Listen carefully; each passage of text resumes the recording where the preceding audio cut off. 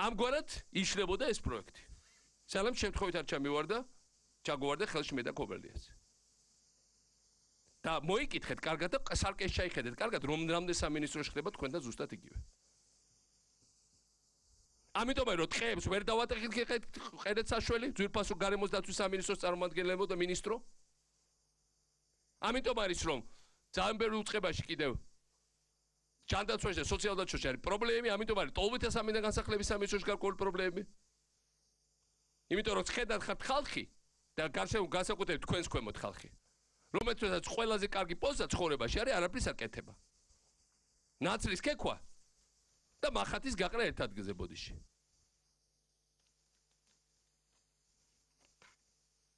გეგონება რომ დიდი იმპერიის და კარგად გამდიდრებული და მაძღარი ქვეყნის სახელმწიფო სამსახურს წარმოადგენენ და არა მებრძოლი ქვეყნის რომელიც იბრძვის საკუთარ თავის გადასარჩენად და იბრძვის იმისათვის რომ ყველას დაუმტკიცოს რომ მაგარია და თავის ხალხს რაღაცა უშველოს.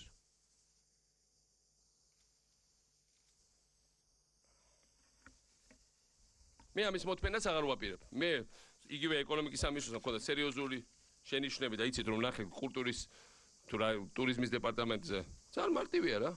რატომ ხდება რომ საქართველოში შემოდის დანარჩენ საქართველოში უფრო ნაკლები ტურისტი ვიდრე აჭარაში. იქნებ მარტო პეიზაჟებში არ არის და ზღვის ნაპირის სიგრძეში აქვს პრობლემა, იმიტომ სხვა შორის აჭარაში არის უფრო ნაკლები ზღვა ვიდრე დანარჩენ ზღვას სადაც ჩვენ ვაკონტროლებთ. აჭარაში არის უფრო ნაკლები ასეთი ხედი ვიდრე დანარჩენ საქართველოს ბევრად. რატო არის რომ აჭარაში შემოდის ორჯერ მეტი ტურისტი ვიდრე დანარჩენ საქართველოში? იქნებ საქართველოს თავრობის სულ მუშაობაში ამის გამოცანა და არა იმაში რომ კლიმატშია განსხვავება, თქვათ კახეთს პოტენციალი სხვა შორის ტურისტული აჭარაზე ნაკლები არაფრით არ არის. როგორც ყველანი კარგად წმუნდებით.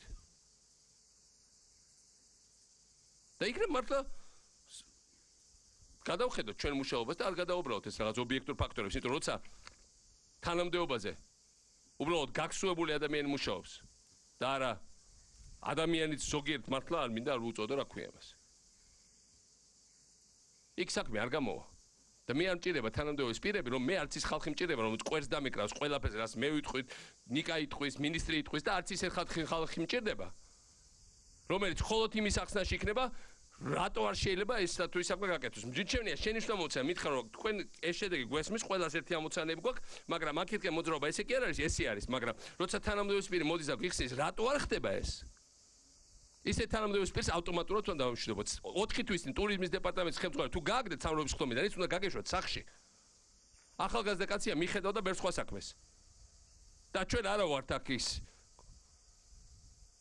ხორც კომბინატი რომ შევინახოთ უბრალოდ ხორცის ნაჭრები მინისტრების ან თანამდებობის პირების ნაცვლად. ბოდიში ამ უხეში გამოთქმისთვის. ჩვენ გვჭირდება ცოცხალი მოძრავი სიცოცხლით ახსავსე ადამიანები. სისხლსავსე და იდეებით სავსე და ენთუზიაზმით სავსე. და ესეთი ხალხი ჩვენ სახელმწიფო აპარატში ყავს. და დროა უკვე, იმიტომ კი არ წარმოვიდგინოთ რომ სახელმწიფო უწყება ვართ და ჩვენ აქ სადღაც ოლიმპზე შემოვდგარ ვართ აქ გორის თავზე და ყველა უნდა მოვიდეს და თაყვანი გვცეს და წელები გვიგზავნონ და ის რა ქვია დრო რო იყო ვიღაცები რეკავდნენ რომ ხვალ ამან მინისტრის მოადგილესთან შედის ესა და ეს და იქნებ უთხრა დავო ზემოდან რომ კარგად მოეპყროს. ეს დრო დავიდა. ამის თქმა თუ ვინმე სჭირდება, რომ ვიღაცას კარგად მოეპყროს და გულისხმიერად და მიყვეს, იმას არაფერი არის საქმეა 21 საუკუნის ვარდების რევოლუციის რამდენიმე წლის თავზე საქართველოს თავრობის შემადგენლობაში. და ჩვენ გვინდა გამზადებული პროექტები. ამასთანავე მაგალითად სოფლის მეურნეობის საყურადღებოდ მინდა თქვა, ეს სოჭის პროექტია. მთელი ნაძვის ხეები, ევროპის ნაძვის ხეების უმეტესი ნაწილი არის ქართული ნაძვის ხეები. მე არ ვიცი, იცით თუ არა, მაგრამ ქეთი მელოამ ღერის და უწევს რეკლამას საქართველოსთან არის ნაძვის ხეები. ჩვენი თესლებიდან კეთდება ეს ნაძვის ხე. მაგრამ ამ ხალხს უნდა რომ ეს ნაძვის ხეები იყოს საქართველოს წარმოიქრას და არა საქართველოს თესლისგან მარტო საქართველოს უნდა იყოს ექსპორტირებული, იმიტომ თელ ევროპაში უკვე ცნობილია რომ საქართველოს ეს ხდება. როგორ არ უარეს სოფლის მეურნეობის სამინისტროს რჩევისთვის და ვერანაირი რჩევა ვერ მიიღეს თქვენგან. და მაშინ რა შემჭირდება? მოდი ხვალ დაგხურავთ მართლა ბაკურ.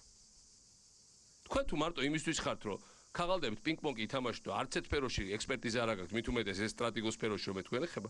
დაიხურო სოფლის მეურნეობის რა პრობლემა და ხვალ გვექნება ცოტა მეტი ფული სხვა პრიორიტეტებით დასახარჯა. ბოლოს და ბოლოს ერთ საწარმოს ავაშენებთ ნაძვის ხეების გაკეთების. და უფრო სასარგებლო მეტ შემოიტანს ბიუჯეტში ვიდრე თქვენი თელი სამინისტრო. და მე ამას არ გეხუმრებ